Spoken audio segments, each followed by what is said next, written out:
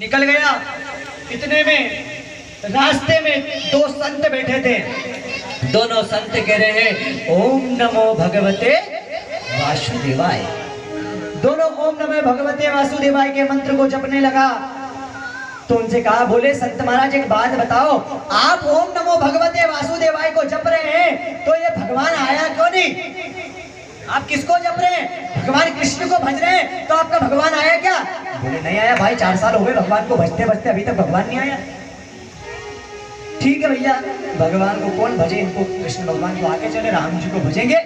आगे गया, 4 संत बैठे थे, चारों भज रहे थे भगवान राम को। वो कह रहे थे राम राम राम सिया राम कर रहे थे।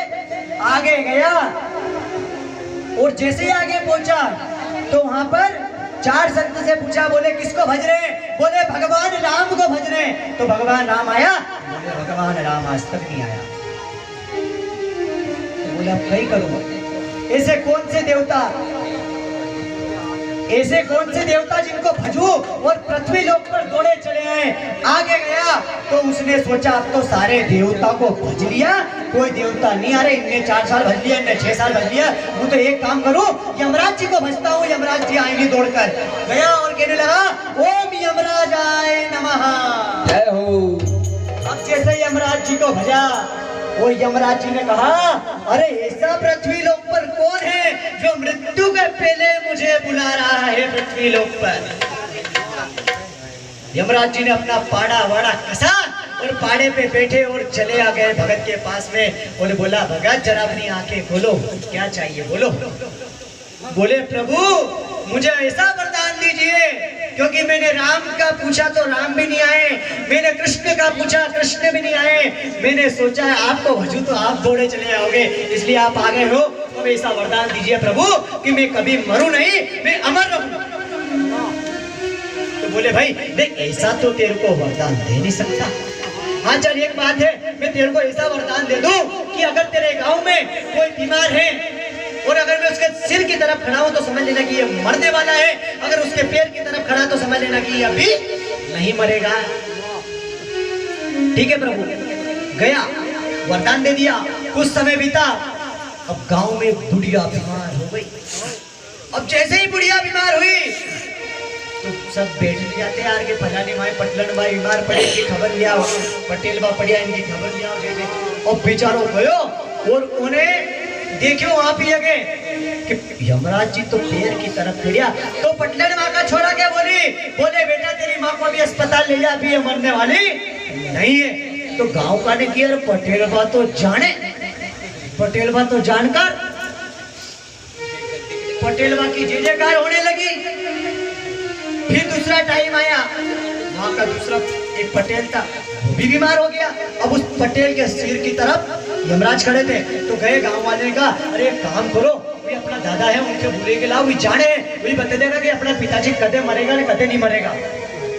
फिर गया तो पिताजी उनका बुले के लाया। तो उनसे पूछी दादा मेरे पिताजी कब मरने वाले? तो बोले तेरे पिताजी बस 5 मिनट में सलट जाएंगे। बोले 5 मिनट में सलट जाएंगे? बोले हाँ 5 मिनट में तेरे सलट गए, जय हो। बोले क्यों ऐसा भाई? बोले बस मैंने जो की थी ना, पटेल वाले सोची अपनी तो जय जयकार हुई, अहंकार आ गया, अपने तो सब लोग पूछने लग गया, अब तो पाँव पूछ लिया अपना सब। अब जैसे ही भैया वो तो मर गए, दोनों तो निपट गए जिसको निपटना था।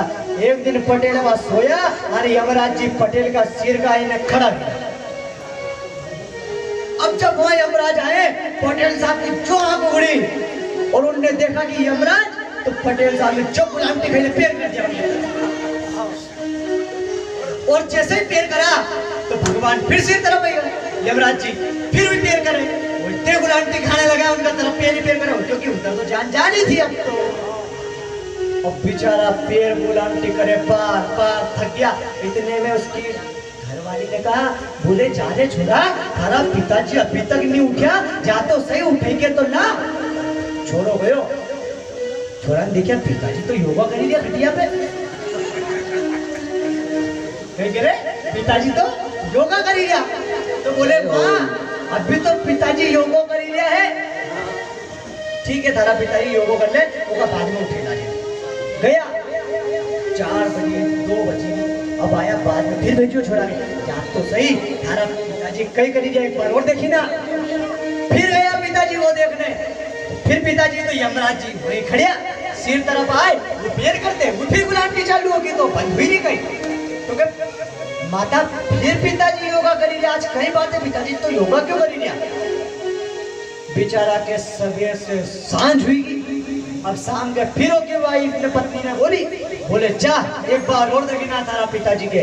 फिर गयो एक बार और देखना बोले माँ ये तो अबे जब भी नहीं दिया नटवीन का हाथ पाँव में नहीं दुखी योगा ही करी चाहिए ना। अब बेचारो योगा कहीं करो कि जान तो वहां लगी यमराज जी बैठे हो तो। अब उसकी पत्नी ने कहा एक काम कर तू तो रस्सी ला और तेरा पिताजी के लिए खटिया से ही बांध दे। रस्सी लाया बेचारे को बांध दिया। अब यमराज जी वहीं खड़े तो यमराज ने कहा देख लिया पटेल तू कितना मुझसे बचना चाहा लेकिन तेरे घर वालों ने ही तुझे बांध दिया। अंत में तेरे घर वालों ने तुझे ही मौत के मुंह में धकेल दिया। इसलिए कोई किसी का नहीं होता है। पुत्र भी कहां तक साथ देगा शमशान तक, पत्नी भी कहां तक साथ देगी सिर्फ मकान तक। आगे क्या होगा परमात्मा का भजन आगे जाएगा। इसी प्रकार फिर आगे एक ब्राह्मण और एक काल पुरुष आगे जा रहा था। जब ब्राह्मण और काल पुरुष आगे जा रहा था वो अपने मित्र से मिलने ब्राह्मण जा रहा था तो काल पुरुष रास्ते में मिल गया।